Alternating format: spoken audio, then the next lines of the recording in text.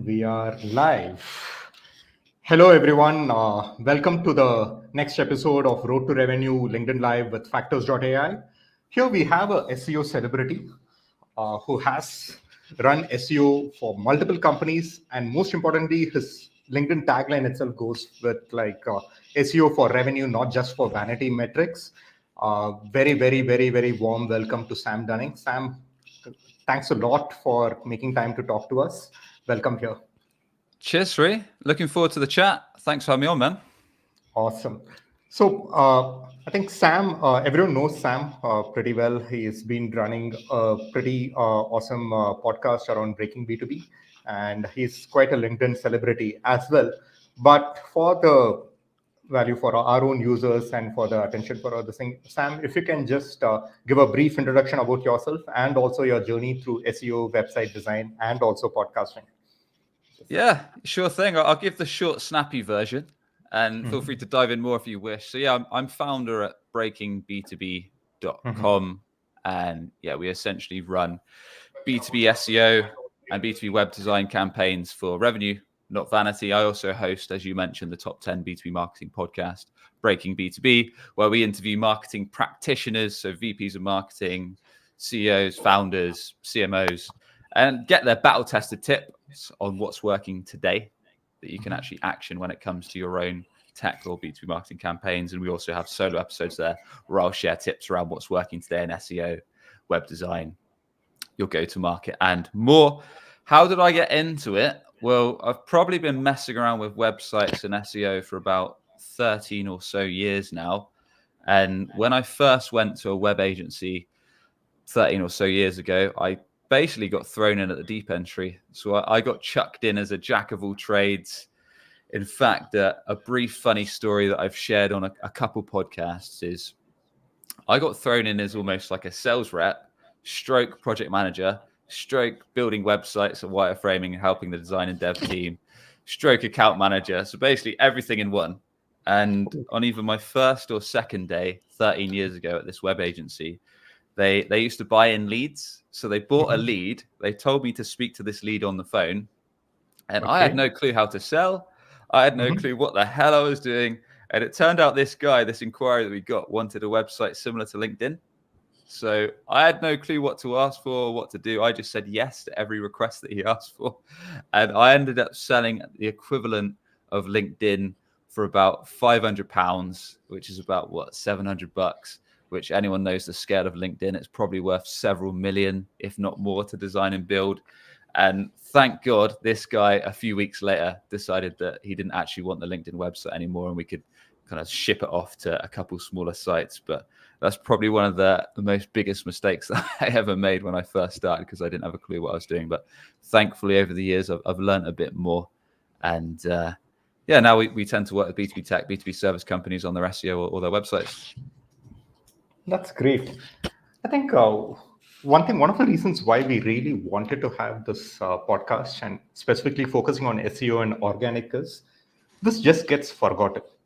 And almost multiple companies, we have worked in the past with Freshworks. Freshworks was built on SEO organic for a very long time, of course, apart from ads as well, but close to almost $50 million in the first revenue they actually got through inbound channels, which was there. Zoho was another biggie, which actually started off very well with SEO.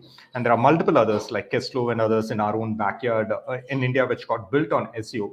But somewhere in the VC funded craze, which happened post-COVID 2020 onwards and this thing, the focus completely shifted to kind of like, let's spend on ads primarily and Google search marketing. And the ad spends, PPCs have also started going up.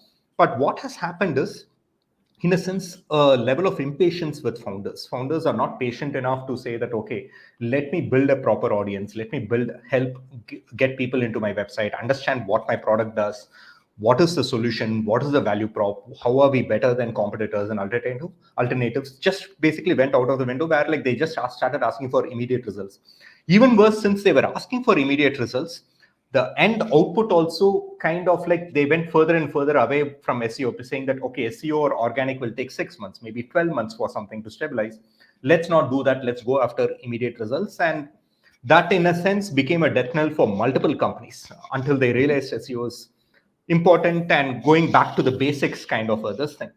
So at a fundamental level, if you can just articulate and help understand like why is SEO and organic very, very important for any B2B company?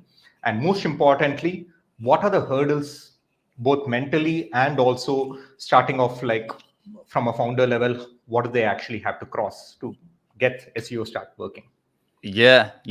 So there's a few points. You're exactly right. SEO often gets neglected. It's often one of the last boxes you check when it comes to your go-to-market strategy, especially in recent years.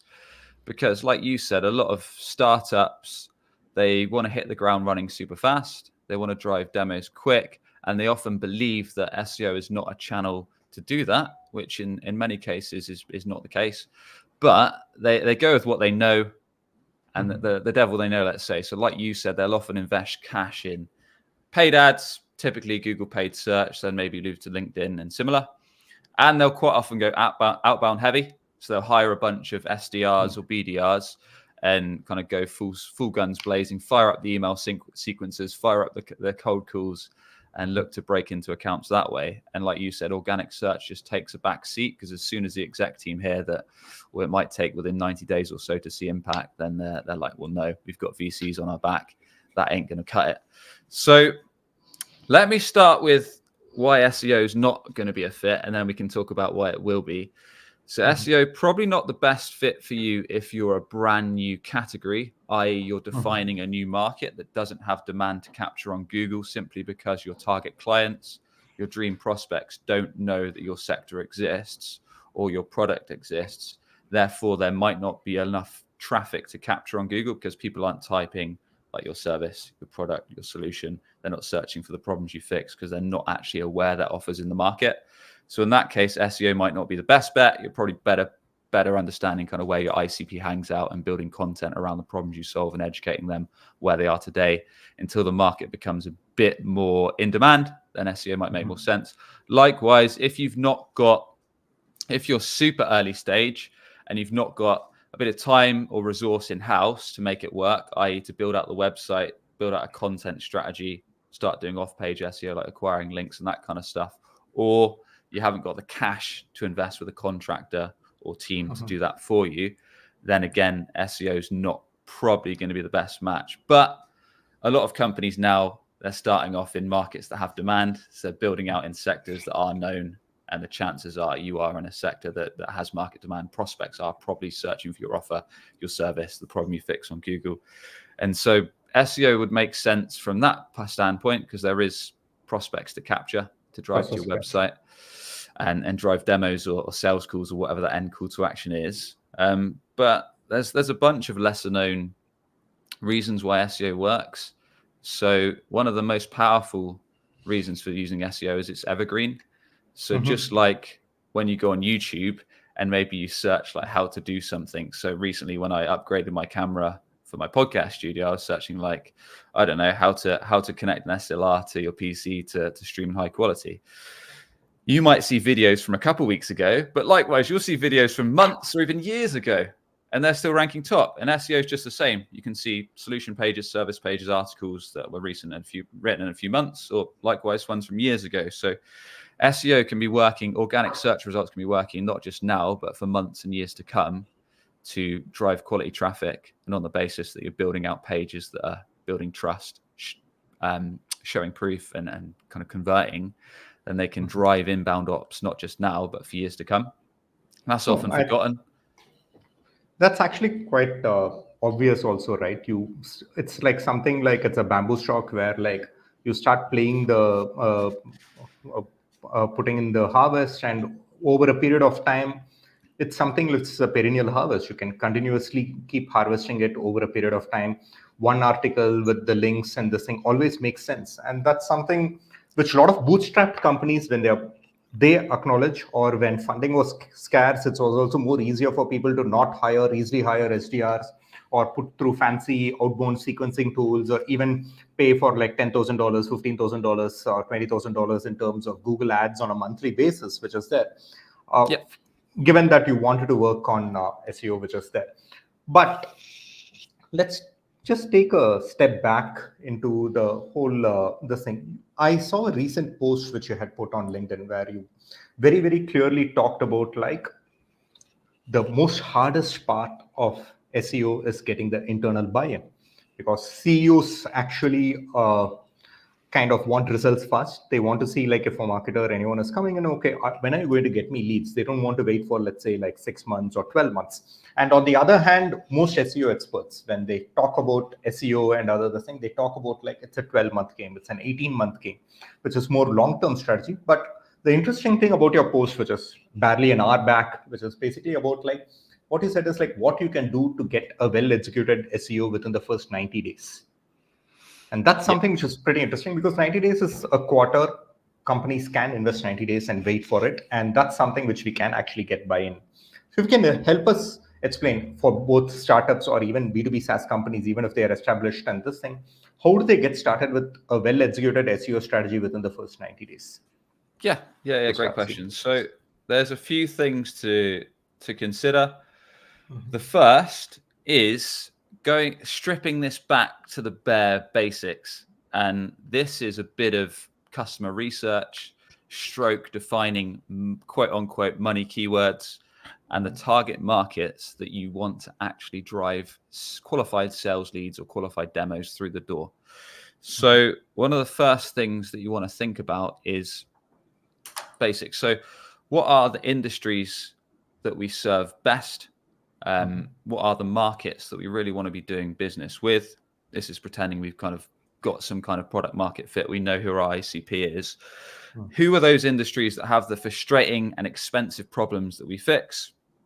They understand it's a problem. They understand the impact of not fixing it. But most importantly, they have the cash to actually invest in our offer. Because I don't know about you, Sri, but I've made the mistake in years gone by going after all kinds of different industries and markets. They might have, like the prospects I was speaking to might have believed it. They might be interesting. They might be interested, but they don't have the money when they go to leadership to try and get buy-in. It just doesn't work. So you need to make sure those industries actively understand it's a problem, believe they want to fix it, but have cash to invest in it. So this is something I did recently for our own site, breakingb2b.com. What I did was I defined every market we want to serve. So in our case, like B2B SaaS, fintech, maybe construction companies, maybe financial companies, made a list of all of those. So I fired up Google Sheets, made a list, one column. These are the industries that are those money niches we want to serve. Next up was the offers. So the actual 1, 2, 3 core offers. So that'll be relevant to what your offer is, whether your proposal solution, whether your calendar scheduling solution, I don't know, whatever else you may be. In our case, that was SEO, web design, as those next columns.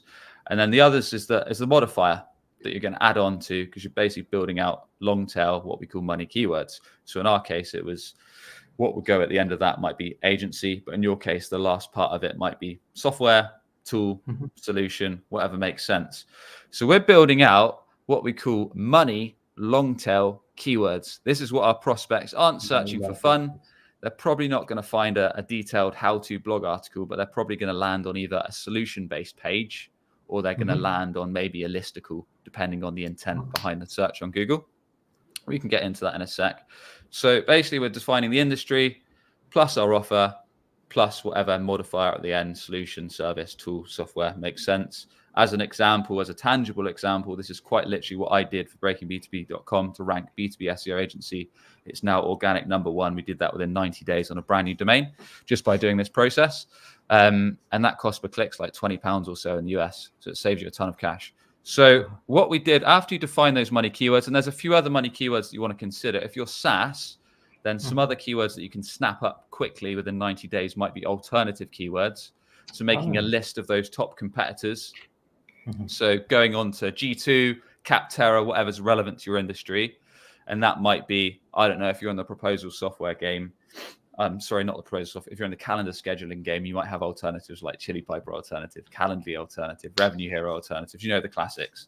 I'm sure in your game, Sri, you know most of your alternatives. We would have Clearbit or Lead Feeder or Lead Forensics or the likes of attribution tools which are there, Visible, Marketo, and other things. So we can work on those. Got it. So add those into your money keyword list. And then also you might want to do some versus keywords, which would be relevant if you've been around a while and folks might compare you to an alternative. Think of, when it comes to keyword research, defining money keywords, think of what you do as a buyer. Like, you're not going to automatically search for something, then book a demo and then buy. You're going to weigh up your options, right? You're going to compare, you're going to see what else is on the market, you're going to evaluate, then you're probably going to talk to your peers. Maybe you'll watch a podcast about or a video, try and get some more information. And then eventually, once you've chatted to your peers, you evaluate it, then you'll decide. So SEO plays a piece of the puzzle, as does retargeting, as does ads. So back to the point, let's say we've defined our money keywords for the main industries and offers. Maybe if we're SaaS, we've looked at alternatives and versus keywords. Maybe also we've looked at best, i.e. you do what we just said there, but you add best at the front load. So it might be best calendar scheduling for sales teams, best calendar scheduling for logistics companies, etc. So you've looked at the relevant modifiers. You've put them through tools like Ahrefs or SEMrush to check they've got a bit of traffic. And we'll probably go for the lowest keyword difficulty ones first. So we've got those ready. Now we want to build a page that's actually going to rank. So what we do is very simple process. Some say this doesn't work. I know it works because I've literally done it myself many times. It's a tweak to an old technique called the skyscraper technique. So simplest way, you quite literally type one of those keywords into Google. In my case, for our company, it was B2B SEO agency. Yours might be, I don't know, best calendar scheduling tool or best calendar scheduling. Identification, visitor identification tools or attribution tools such as that. Yep. Or what was one of your competitor? Clearbit. So maybe Clearbit alternatives. Or lead feeder alternatives. Or lead feeder alternatives. Yeah. So let's say we type in your case, lead feeder alternatives. That's probably the intent behind that keyword is probably going to bring up listicles. So it's probably going to be like top 15 lead feeder alternatives or top 20. And probably a lot of those results are comparison sites like G2 or Capterra or whatever's relevant to your niche. So what we understand straight away is the intent behind that search is a listicle. Prospects search that, they expect an article listicle. But on the flip side, for my company, B2B SEO agency, that brought up solution page. So people expect a service or solution page. So first, understand the intent, what's expected. Secondly, look at the top 1, 2, 3 organic non-paid results. How detailed are they? This is where we need to get a bit creative and we need to note down how those pages are structured. So let's say if we're going for lead feeder alternatives, let's say for example's sake, the top one is 10 alternatives to consider. And maybe it's got a couple paragraphs on kind of what a tool like this, visitor identification, does, why you should consider it, etc. So we want to blow this page out of the water. We want to make the best page that's available on the internet. So instead of doing top 10, we're going to go top 20. We're going to double what's on there. We're going to make it literally as useful as possible. We're going to few basic technical things in the keyword. It might be the actual domain struct.com/lead feeder hyphen alternatives. Then your H1 has probably got lead feeder alternatives within it, your heading tag, and it might be within H2 and H3. And then the content at the start, we'll do a nice intro. This is why you should consider visitor identification software. This is the problem if you don't do it. This is why you should consider it. This is how it helps. We'll position our offer in that listicle as number one, but it will be unbiased. It's not going to be like tons and tons of talk of how amazing, how great we are. It will more be like, this is typically why folks come to us. This is usually the problem they face. This is the implication if they don't fix it. And here's the solution. Here's how we bring results to the table. Here's a screenshot or a video of our demo of our product in action. Like, let's show screenshots. We don't want a blog that's just a wall of text. We want to make sure the text is nicely broken down on this blog. Visually, it looks nice on our mobile or our PC. It's got screenshots. It's got examples. It then might have a quote from a customer, like a testimonial with a picture of their face. This is the VP of marketing at this tech company. Here's the problem, and here's the result they brought within that testimonial. Or maybe there's a video snapshot. And then a call to action, like, are you struggling with this issue? Book your free demo to run through it, or watch your video demo, whatever call to action is relevant. And then we'll have a fair comparison right up for those other 19 competitors. So we've done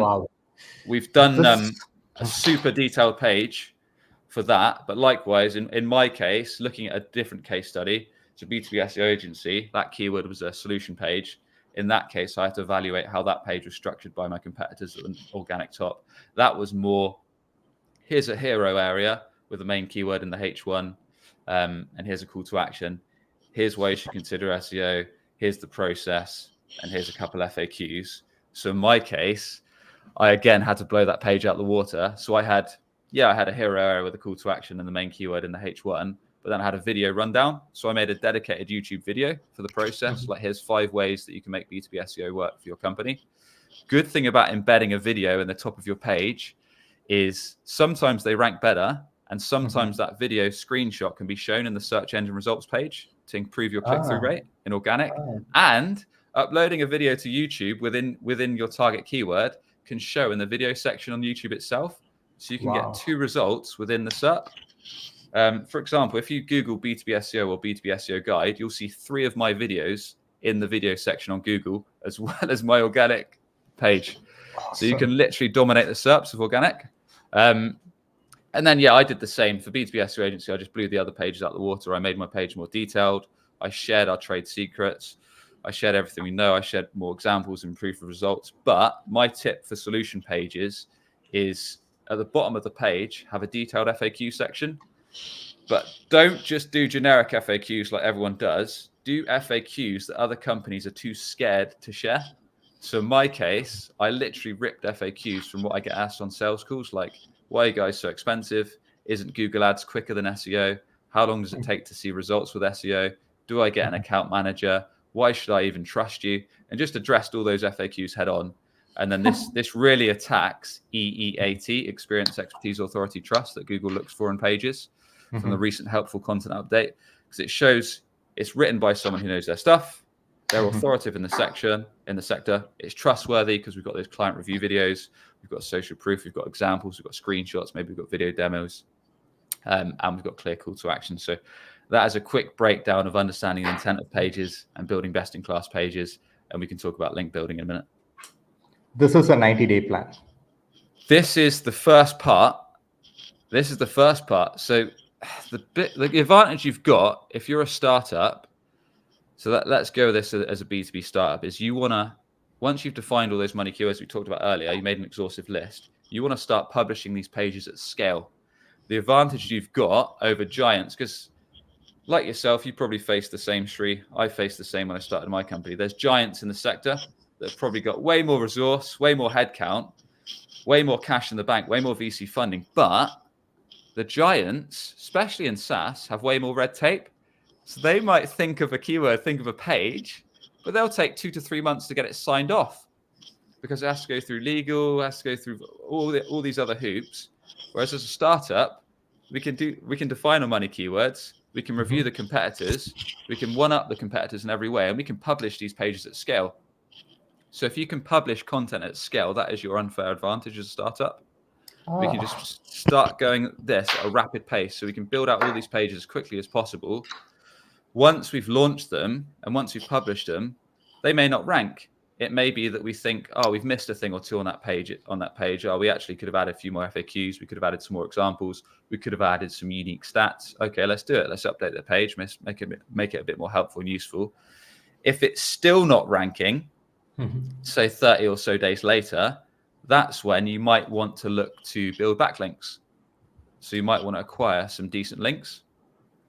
And there's 4 or 5 ways that I can share to build backlinks for free that'll juice up these pages. Actually, I'll just take one sidestep to actually summarize, because you started with the 90-day plan and for CEOs to get trust, buy-in so that they can invest instead of worrying about very short-term results where they want to blow up their ad spend money or marketing dollars into just Google PPC ads, which is there.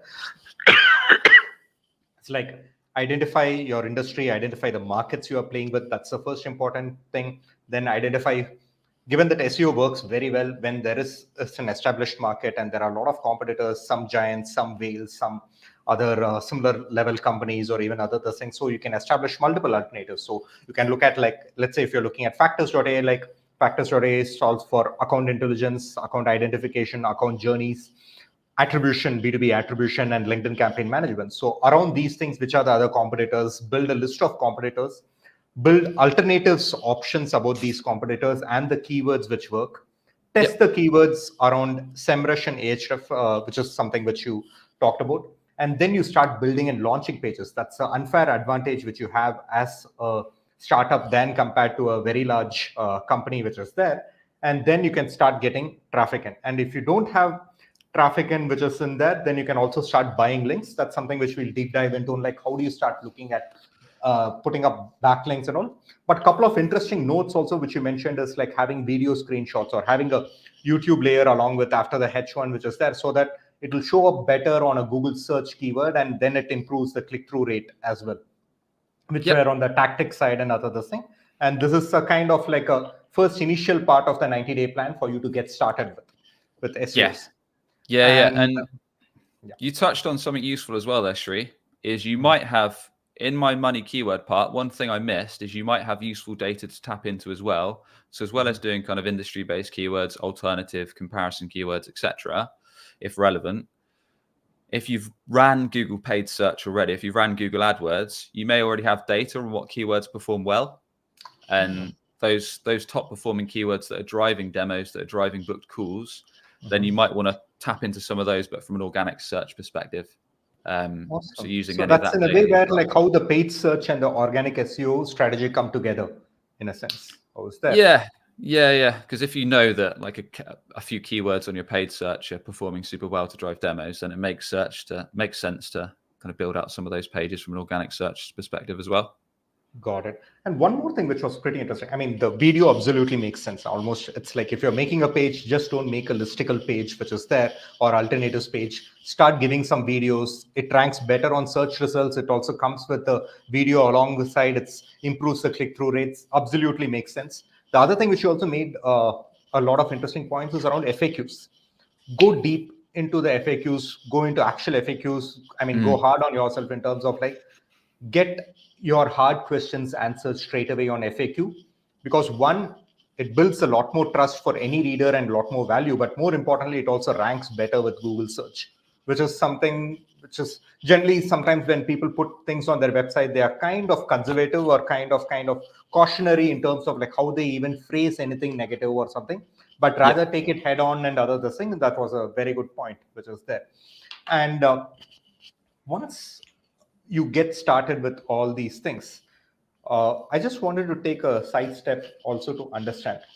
And your FAQ part actually was pretty interesting for me to actually understand this. It's like be brutal and this thing. So I'm going to ask the same questions which any CEO is going to ask. It's like you talked about a couple of tools, which is like Ahrefs or SEMrush.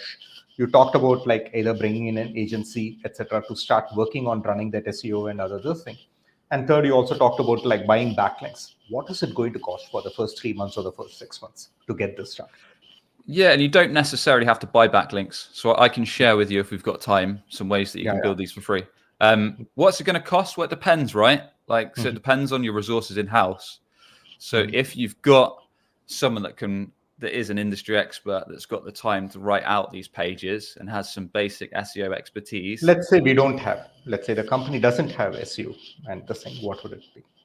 Then you've got a couple options. You can either pay an agency, which is going to be anywhere from a few grand a month, or you can hire freelance folks with expertise in each sector. So maybe you hire someone to do the basic kind of keyword research, maybe with the help of your team and understanding your ICP. Then you hire a couple content writers to publish at scale. And then maybe you have a kind of technical SEO that's doing maybe an ad hoc few hours to make sure the pages kind of hit the technical SEO things like the URL structure, the heading tags, the page format, and kind of the page speed, etc., is up to scratch. So you probably could do it relatively low cost. If you again, it's going to take you a bit of time to get contractors with each area of expertise, to get the good content writers, etc. But that would probably save you a bit, or you could obviously use an agency like ours. Use an anywhere agency from a few grand.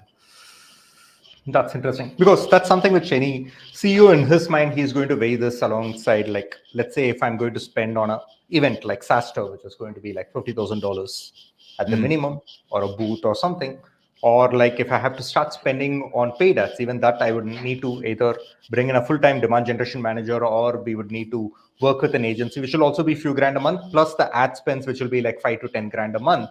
Compared to it, it's like, what would it be for me to start the SEO, to run it parallelly for 6 months to see how the results are coming in and other thing. That's one thing which any CEO is saying. And thanks for answering that. It's like, let's say a couple of grand a month, like $3,000 to $5,000 a month would be a good starting point for running SEOs, including writing articles and pushing out articles, working around with SEMrush, etc. The second Yeah. question which is there is like, for any CEO, while you can say like the results take 90 days to come out, what is a good result? For example, let's say an SEO optimized or a company which is running good organic for the first 1 year from starting up, what would be the good level of saying that this is a good organic traffic which is there, or scale of organic traffic? This is something like, we feel like they have had so many articles on their website, they have so much blogs published, and they are ranking on these things. These are the metrics to say that SEO is working. What would it be? Yeah. So there's a few things. I mean, to give you some examples, using the breakdown that we did just now, so the alternative keywords, like we did for as a leadership software company we work with in the B2B SaaS space, and we did that process, right? We just went on G2 to find their top 10 competitors, worked out kind of the problems they fixed that set them apart, their differentiators, listed that on the page. We got them kind of organic position 1. That was in around 30 days for some of those main keywords. So that was driving like high intent demos in the first 45 days or so. So that is a bit of an exception. That's not always going to be the rate, always going to be the state of play, especially if you've got kind of tons of competitors that maybe have been doing this a lot longer than you. Their space was a bit more niche than some SaaS spaces, so it's a little bit easier, to be frank. But that just shows you that that's some of the impact you can have.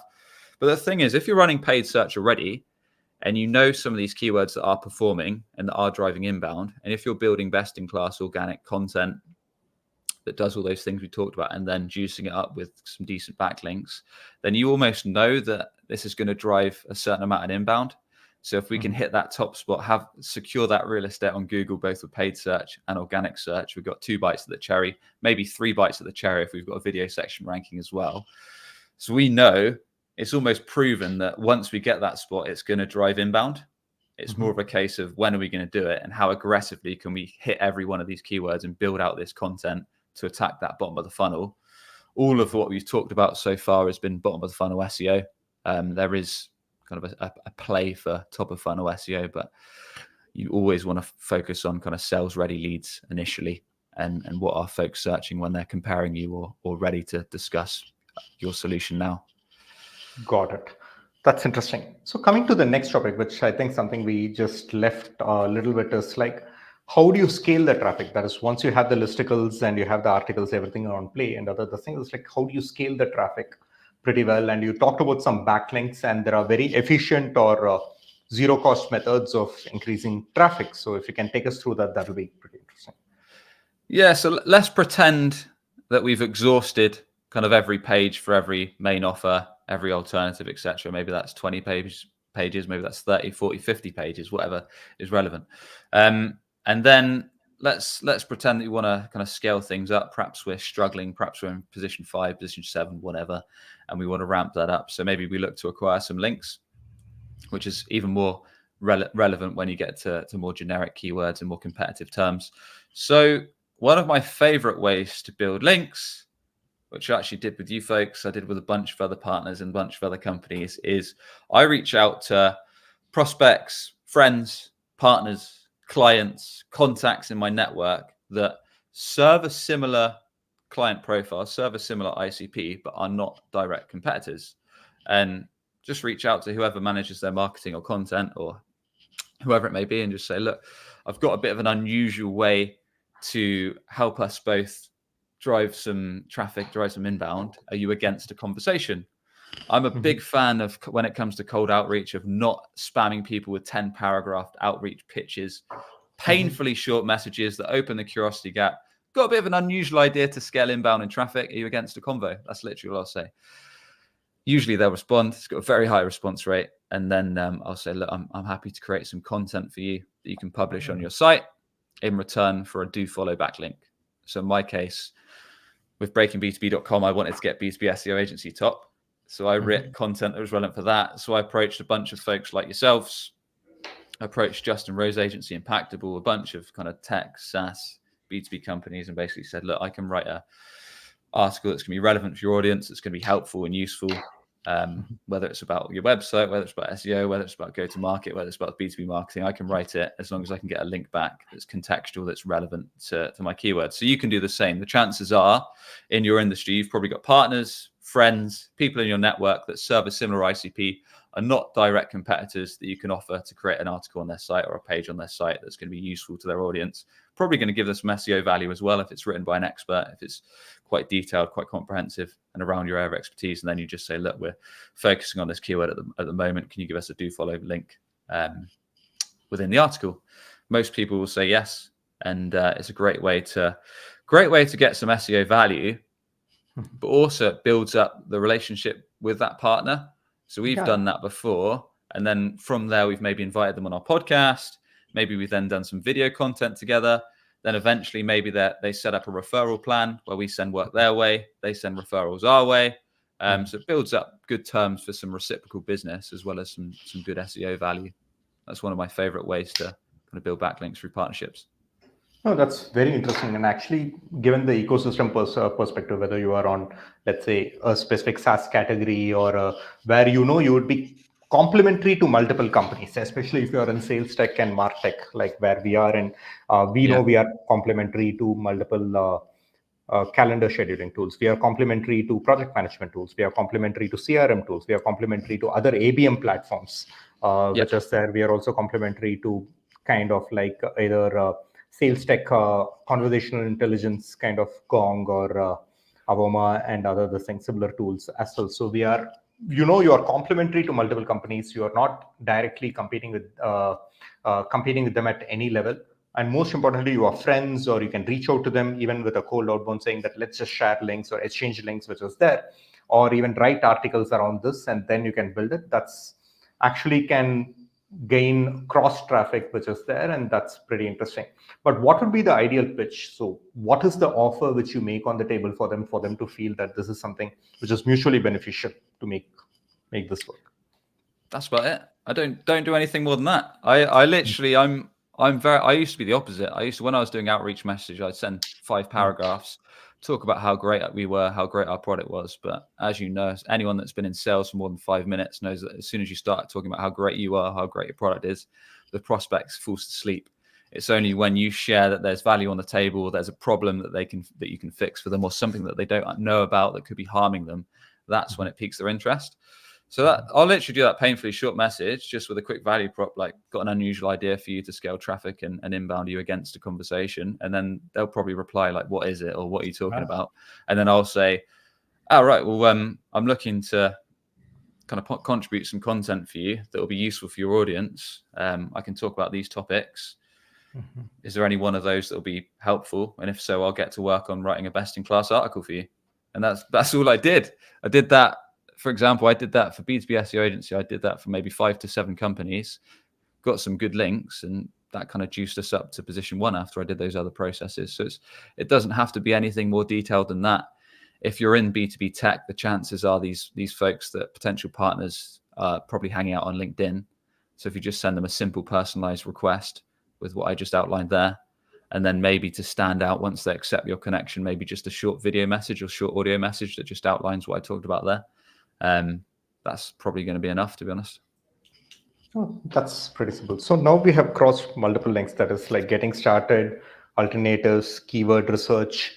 Then you start writing those listicles, and then you have also your backlinking strategy so that you can get started with your SEO and start getting traffic. But sidestepping a little bit, we get some questions. Most CEOs, and also there are also content writers and content marketers, content strategists who talk about this pretty extensively. They say that listicles or low quality content, and they don't actually make sense. What we need to do is like more quality of content matters, and more detailed value prop or like detailed things which actually add value are the ones which will have sustainable SEO capabilities or organic capabilities, which is there. I would want to take your views around this, and what are the short-term, long-term trade-offs with these things, and to what extent this is true or not true. That's something which I just want to get a clarification on. Yeah, listicle is one part of the equation, right? I mean, it's more, there's 2 parts to that. There's one part is, are you putting out good content that's, when I say quote unquote good content, it's written by someone with hands-on expertise and authority in the sector that knows what they're talking about, knows target prospects, cares, problems, jobs to be done, etc. So actually can share something that's going to be useful for the reader, i.e. they don't land on the page see words like turbocharged, 20x revenue, we're going to kind of 100x this, and realize that it's ChatGPT nonsense, and then they just bounce off 2 seconds later. Moreover, it's content that's generally useful. So that's one part to it. And the second part to it, do listicles work? Well, they're working for us, a bunch of SaaS clients and a bunch of tech clients. They seem to still work, but it's not always listicles, right? It's more understanding what Google expects to rank. So doing that technique that I talked about earlier, where you search for the keywords, see what type of content's ranking. And it might not always be a listicle, might be a comparison page, might be a solution page, might be an integration page, might be a pricing page, might be the home page, might be a service page. So you've got to understand that intent before you realize what type of content is already ranking and that you need to structure. And then, yeah, there are, I mean, to go back to play devil's advocate, you are right. There are some articles that are just rubbish that probably are ranking, maybe because the website's already got a ton of authority behind it. So anything it publishes just goes to gold. So some huge competitors can get away with perhaps content that's not as rich, that's not as helpful, that's not as useful, just because they've been around so long. Their website's got so much authority, they've got so many pages, they've got so many links pointing to them that they can maybe get away with that. But then at the end of the day, the prospect might go onto that page, realize that maybe the listicle's thin or the solution is thin, that maybe they don't understand their problems, maybe they're not trustworthy, they don't have some examples, they're not using screenshots, they're not using social proof, they're not addressing customer questions, whatever's relevant on the page, and then they just bounce off it, maybe head to the number 2, number 3 results because that's more useful to them. So there's a lot of things to consider, right? Got it. No, that's pretty clear. That's in a sense what happens is like it's 2-3 different views, and both might be true, but the thing is like as any founders and others, they get confused and they may not even end up investing, and that's something it's good to get clarified within this. One other question which also comes to us, and we have been speaking to a couple of others to actually get like what kind of this thing is, what does technical SEO mean and what is it that they need to actually get off the table? Because there are agencies which specifically work only on technical SEO, which is so what does that mean? How does the site structure and other thing come together? If you can explain that, that'll be great as well. Yeah, candidly, I'm probably the worst person to speak to on technical SEO. That's why I have a dev on my team that's way smarter than me, that can do all that kind of stuff. So I can speak to the basics of technical SEO. As you'll probably tell from what I've shared so far, a lot of my experience is strategy, content, publish, update, build links, get it done, stuff that actually works in the field. So there's a lot of agencies that will kind of mess around, spend 30, 60, 90 days purely on technical audits. Before you know, you're 20, 30 grand down the drain. You haven't published any content. So yes, that technical SEO from my experience is more important for super, super detailed sites. And for most B2B startups, not always that relevant. Because until you get to thousands of pages, when you're involving like pragmatic SEO, probably not even going to be that relevant. So you want to follow the basics. Yes, technical SEO, you want a website that loads fast, that works smoothly mobile, tablet, and PC, that addresses the basics that we talked about. So within your URL structure, you've got yourdomain.com / the main keyword you're going for. So in our case, B2B SEO agency or lead feeder alternatives, depending on the page. You've got your keyword weaving into the relevant heading tags and your H1, maybe into your H2, H3s. You're weaving in the keyword naturally within the content, but not jamming it or forcing it or spamming it. And that kind of stuff, making sure if you're doing images, you're doing alt tags, you've got a sitemap built out on your website. Your website structure is structurally sound. So your menu navigation is top. It's easy to navigate. Under your services or your features, your integrations, they're all nicely laid out. Maybe you've got some internal links within relevant pages. So for example, if you did maybe you did a page that was like the ultimate guide for whatever your solution is. And within that, you might have an internal link that then links back to one of your solution pages, one of your feature pages. Internal links can be useful for technical SEO when you link back to useful pages that you're talking about. So those are some of the basics to consider. Apart from that, you're not going to need tons of technical SEO until you get to like 1,000-page plus websites. Doing a lot of the get it done attitude stuff that I talk about is going to be a lot more beneficial to you. Got it. So that's the other part which is out of the way. One more question which has come, I think we'll just take some time off from Kyle, has just asked a question like, what about buying keywords in the short term while working and waiting for SEO impact? Buying keywords? Do you mean like Are you still here, Kyle? I'm guessing you mean like high intent keywords, like solution-based keywords, people ready to discuss your stuff. So we've talked about kind of some of that. I mean, most of what I talk to is for either B2B service or B2B technology or SaaS companies. So like I say, most of those quick win keywords are going to be either best X solution or best X tool or best X software or software for X industry or software competitor alternatives or competitor versus Y. So a lot of those are going to be your money keywords to start with and build out solution, service, listicle, article pages for, if that helps. But Kyle, feel free to message Kyle if you want more details or any of those. Happy to go in a bit further. One thing we could talk about if you want is kind of once you've exhausted bottom of the funnel and like where you should look kind of higher up the funnel to build out a content strategy. Got it. One last thing, which is also more of this thing, kind of an observation from our side, when we were building SEOs, is like we used to have content written by multiple content writers, some freelance, some internal, some through an agency, which is there. Our general worry is about measurement, and given that we had an analytics background, we always look to measure. So one easy way to measure is look at number of visitors on the web pages, scroll percentage, time spent on the page, which is a standard basic web analytics, which is there.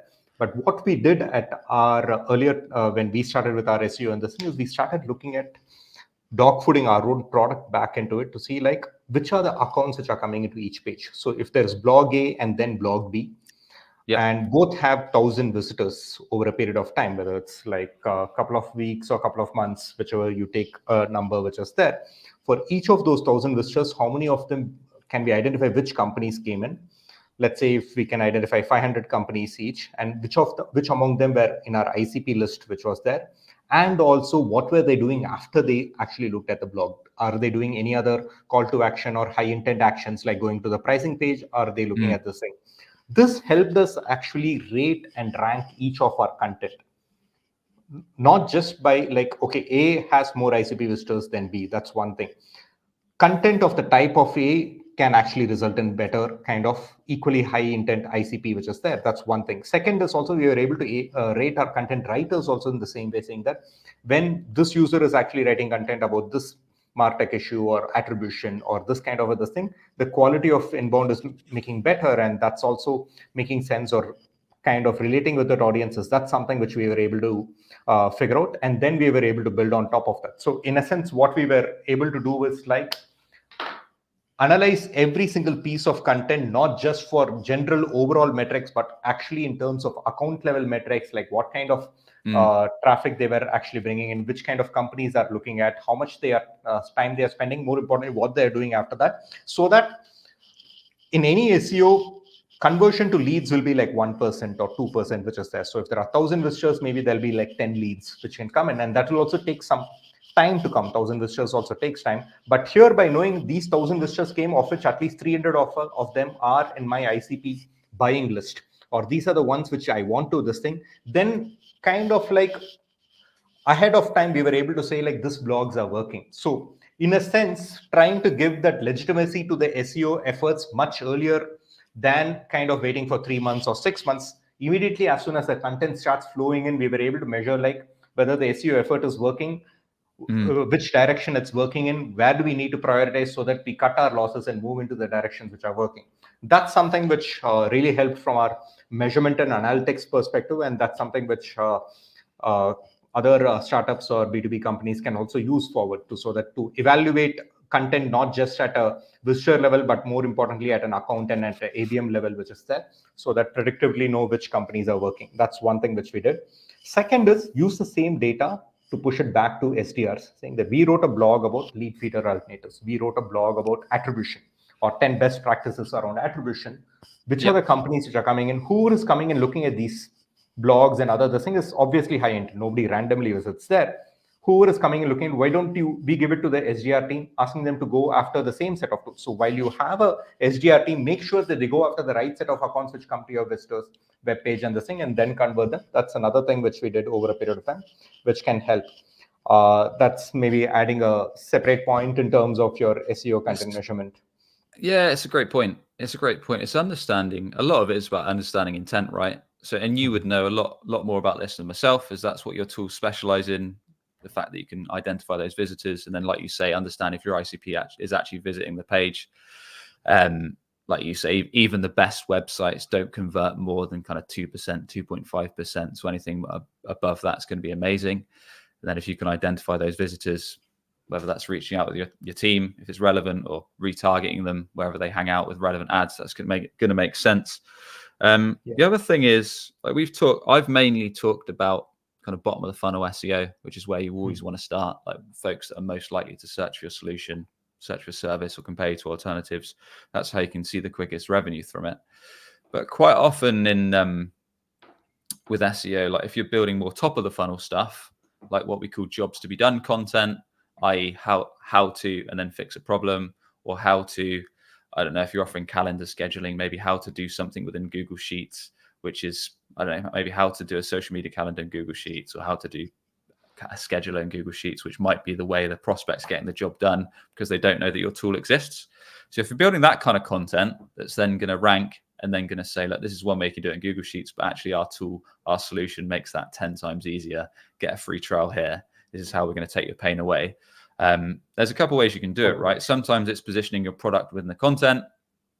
Other times, if it's like how to fix a problem, that kind of content, it might not be positioning your product. It might be, well, you're here, you're not ready for a demo. Instead, you might want to consider checking out our lead magnet, or checking out our newsletter, or checking out our podcast or our YouTube channel. So understanding where that prospect's at in their journey, because it's not always going to be relevant to force them to take a demo.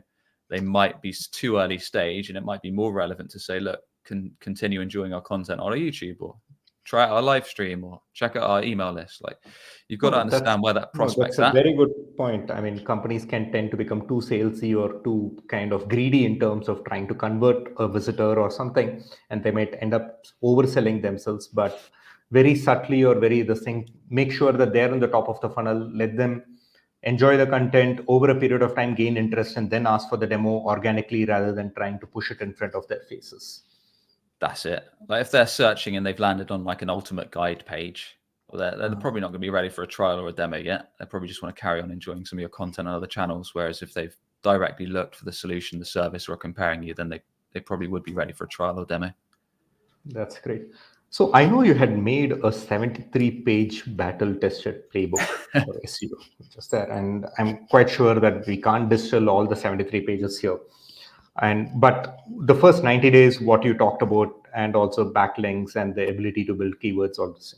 What would be the other set of things from your playbooks? And of course, we would also request a link for the playbook so that we can give it to the rest of our audience as well. But more importantly, given that we are in the last 5 minutes, I just want to understand, like, if there are any other insights or any other things like to-dos which founders or companies which are actually starting off with SEO or starting to work on SEO, which they need to prioritize on.